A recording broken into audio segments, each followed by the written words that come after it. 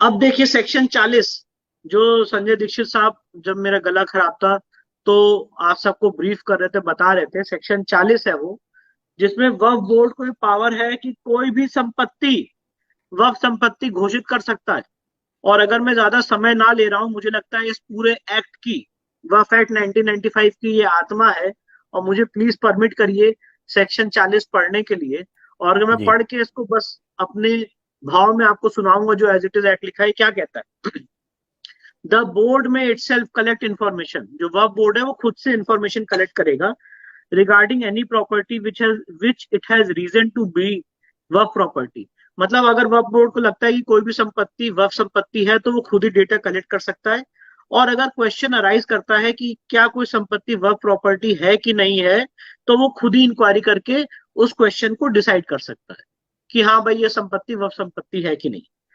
और जो डिसीजन है वो बोर्ड का, वो फाइनल होगा जब तक कि ट्राइब्यूनल उसको अदरवाइज कोई व्यू ना ले। तीसरा, जो सबसे ज्यादा ड्रैकोनियन डेंजरस प्रोविजन है, where the board has reason to believe that any property of any trust, अगर बोर्ड को लगता है, रीजन टू बिलीव, अगर बोर्ड को लग गया, बादशाह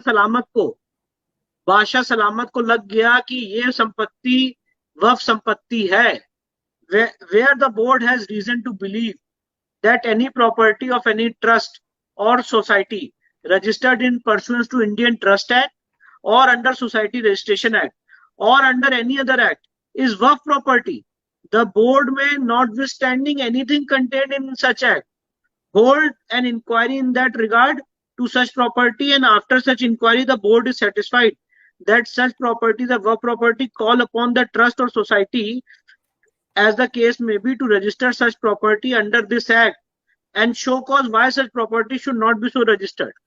मतलब अगर बोर्ड को लग गया कि कोई भी संपत्ति मंदिर की या ट्रस्ट की या सोसाइटी की वक्फ संपत्ति है, तो वो आपको बुलाएगा, इंक्वायरी करेगा और आपको बुलाएगा कि आप बताइए कि आपकी संपत्ति वक्फ संपत्ति क्यों ना घोषित की जाए। और उसके बाद नोटिस देने के बाद वो उसको घोषित कर देगा कि ये संपत्ति वक्फ संपत्ति घोषित कर दी जा चुकी है। तो ये सेक्शन 40 का प्रोविजन है। और अगर आप सेक्शन 40 के ऑर्डर से एग्रीव्ड हैं तो आप जाइए ट्राइब्यूनल में लड़ाई लड़िए, और अगर ट्राइब्यूनल उसको अदरवाइज होल्ड कर देता है तो बहुत अच्छी बात है, नहीं तो फिर आप हाई कोर्ट जाइए और सुप्रीम कोर्ट जाइए। तो इसको कंपेयर करते रहिएगा, इस देश के काले कानून को कंपेयर करते रहिएगा प्लेसेस ऑफ वर्शिप एक्ट से, जो मुस्लिम समाज के लोग रोज मीडिया चैनलों पे कोर्ट में लेते हैं, जहां पे हमें हक भी नहीं है कोर्ट जाने का। और दूसरी तरफ Waqf board, Waqf tribunal, high court, supreme court, सब बना हुआ है कि वक्फ संपत्ति कैसे कैसे रजिस्टर हो, अगर खो भी गई है तो कैसे कैसे उसको वापस लिया जाए, उसके लिए पूरा मैकेनिज्म और सेटअप बना हुआ है। इसमें ताजमहल को भी इन्होंने वक्फ संपत्ति घोषित कर दिया था, बिल्कुल मैंने सही सुना। कह रहे हैं, ताजमहल को भी 2005 में वक्फ संपत्ति घोषित कर दिया था। इस समय एएसआई अंडर अपील है in the supreme court directly. अब इसके बाद सेक्शन 51, वक्फ एक्ट का सेक्शन 51, वक्फ एक्ट का सेक्शन 51 क्या कहता है कि अगर कोई आदमी वक्फ की संपत्ति को बेच देता है बिना उसकी नॉलेज के, बिना उसकी परमिशन के, तो वो वॉइड होगा। ऐसा कोई भी प्रोविजन हिंदू मंदिर के लिए या हिंदू सोसाइटी के लिए या ट्रस्ट के लिए नहीं है कि अगर आज मैं कोई मंदिर की संपत्ति बिना मंदिर के शिकायत के बेच दूं तो वो वॉइड होगा। आप जाइए कोर्ट में लड़ते रहिए, पर यहाँ तो कोर्ट में, यहाँ तो ऑलरेडी मंदिर माफी की सारी जमीनें या तो इनक्रोच हो गई हैं या राज्य सरकारों ने उसको अपने जो है वो टेनेंसी एक्ट में अलॉट कर दिए हैं काश्तकारों को, और या फिर कानून बना के एनक्रोचर्स को अलॉट करने की प्रक्रिया चल रही। अभी अभी उड़ीसा में क्या हो रहा है आप देख रहे हैं। जी बिल्कुल सही कह रहे हैं आप। और अगर आप ये देखिए जो अभी मैंने आपको बताया सेक्शन 51 की, अगर कोई आदमी वक्फ बोर्ड की इजाजत के बिना कोई संपत्ति बेचता है तो वॉइड हो। ठीक है, अब आप इसको कंपेयर करिए, अगर मैं कोई मंदिर की संपत्ति बिना मंदिर के इजाजत के बेच देता हूं तो वो वॉइड होगी। ठीक है, अब उसके लिए अगर संजय दीक्षित साहब एग्रीव्ड हैं, जैसे मैं मथुरा के श्री कृष्ण जन्मभूमि केस में एग्रीव था, तो मुझे कोर्ट में जाना पड़ेगा, सूट दायर करना पड़ेगा और एक लंबी लीगल लड़ाई लड़नी पड़ेगी। यहाँ पे ऐसा नहीं होता है। सेक्शन 52 क्या कहता है? सेक्शन 51 में तो पहली बात वो ट्रांजैक्शन वॉइड है।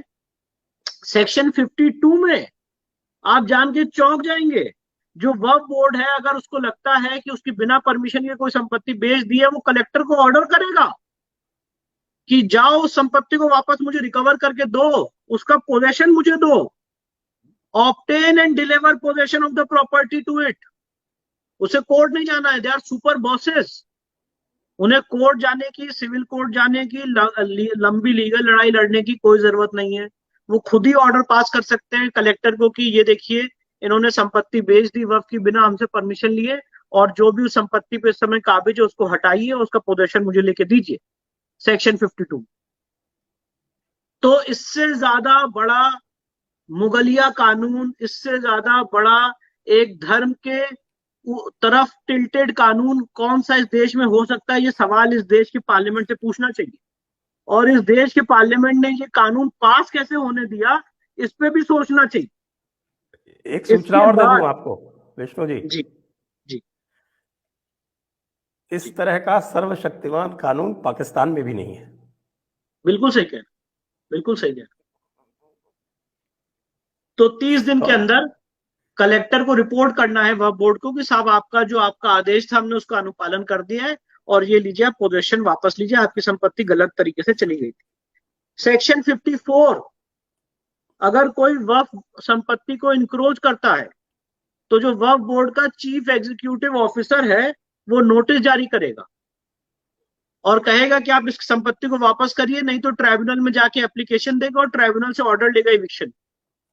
अपना खुद का इनका मैकेनिज्म बना हुआ है। इनको इस देश की जो बाकी संवैधानिक संस्थाएं हैं वहां तक जाने की जरूरत ही नहीं है। इनको सारी पावर्स दे रखी है, सिविल कोर्ट की सारी पावर्स दे रखी है, डीएम, एसपी, कलेक्टर सब इनके इशारे पे हैं बाय एक्ट ऑफ पार्लियामेंट कि वो इमीडिएटली जाके अपनी संपत्ति वापस ले सकते हैं और कोई संपत्ति में घुसा है तो उसको हटा सकते हैं। इसके बाद सेक्शन 54 के बाद मैं आपको बताऊं सेक्शन 83 ऑफ वक्फ एक्ट, और आप लोग जान के चौंक जाएंगे।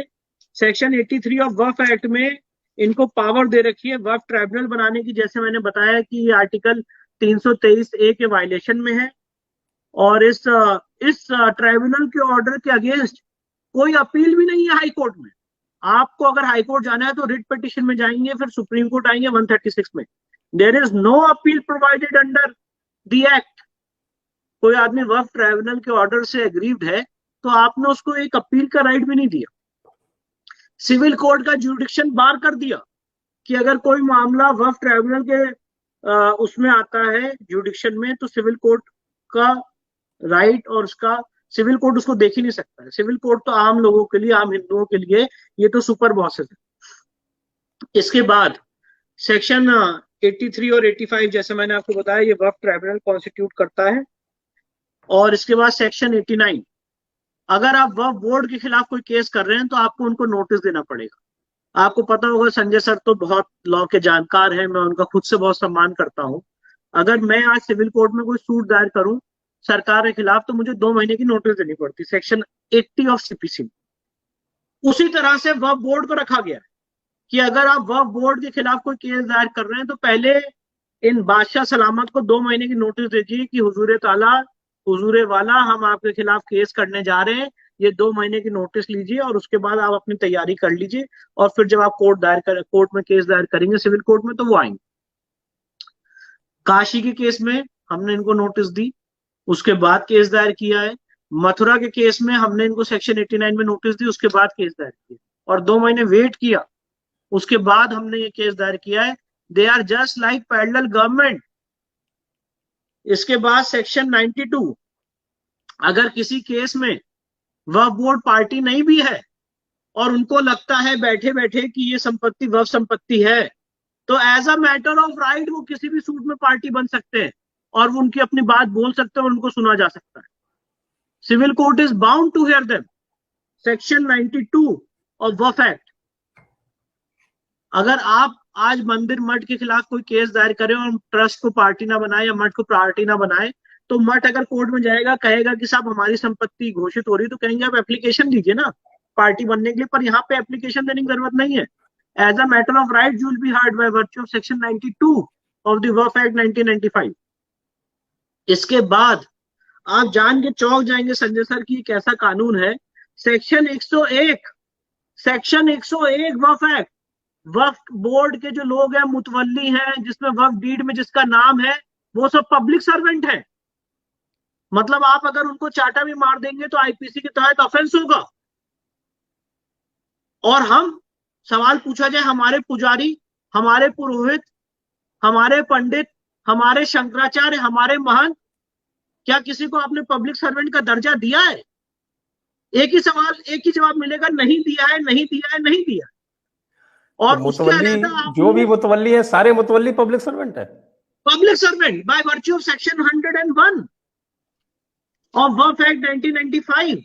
अब हर वक्फ प्रॉपर्टी का मुतवल्ली पब्लिक सर्वेंट है, जिसका वक्फ डीड में नाम भी है, जिसका वक्फ डीड में नाम भी है, वो भी पब्लिक सर्वेंट।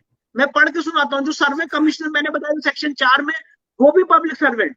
तो कई लाख पब्लिक सर्वेंट हमें मिल गए, मतलब कई लाख पब्लिक सर्वेंट मिल गए अब, कई lakh. The survey commissioner, members of the board, every officer, every auditor of the board, and every other person duly appointed to discharge any duties imposed on him by this act or any other rule or order made under shall be deemed to be public servant within the meaning of section 21 of IPC।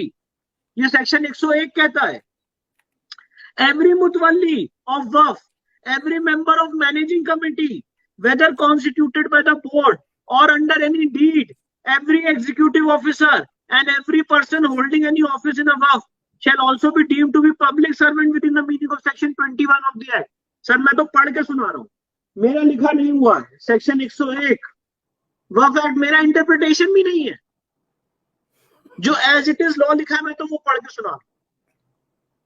इसके बाद sir section 107, आपको पता है हम लोगों के लिए मियाद है कि अगर कोई आदमी का कोई कॉन्ट्रैक्ट है या कोई उसकी जमीन चली गई है तो उसको एक समय सीमा के अंदर with in by virtue of Indian limitation act 1963 जो समय सीमा दी, उसके अंदर आपको कोर्ट जाना है।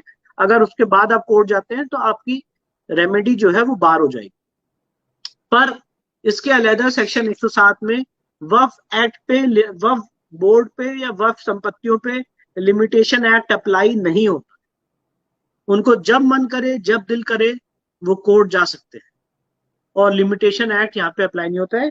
ये बात सेक्शन 107 में लिखी। अब मैं आपको ये बता दूं कि वक्फ बोर्ड में कौन कौन लोग रहेंगे और इसका पूरा गठन वक्फ बोर्ड का सेक्शन 14 में मेंशन्ड है, और उसके बाद अपनी वाणी को मैं विराम दूंगा। इसमें Muslim MLA, Muslim MP, Muslim member of bar council, मुतवल्ली, Muslim town planner, Muslim scholar, Muslim joint secretary from the state and so on and so forth. वह बोर्ड पूरा धर्म के नाम पे बना हुआ बोर्ड है, और जो धर्म के नाम पे काम करता है, जो सारी अथॉरिटीज, कलेक्टर, डीएम, सबको ये हुक्म देता है कि उनके आदेश की उनके आदेश की तामील की जाए, और इस देश की संसद, इस देश का पार्लियामेंट, इस देश का सेकुलर संविधान मौन करके चुप बैठा हुआ है और इनकी देख रहा है, और इनके मिनिस्टर्स बनाए जा रहे हैं, और इसके लिए लोग एप्लीकेशन दे रहे हैं कि हम कैसे वक्फ बोर्ड के मेंबर बने, मिनिस्टर बने, और उन सबको पब्लिक सर्वेंट और सारी सरकारी सुविधाएं दी। मैं सवाल पूछना चाहता हूं, ऐसी सुविधाएं हिंदुओं के लिए क्यों नहीं? ऐसी सुविधाएं या ऐसा एक्ट, ऐसा कानून हम लोगों के लिए क्यों नहीं? क्या हम और आप जिम्मी हैं? मुगल काल में रह रहे हैं? हम और आप जिम्मी है साहब, हम और आप जिम्मी है। हमें सिर्फ जजिया देकर जिंदा रहने का अधिकार है, इसीलिए ये औरंगजेब का कानून बना हुआ है।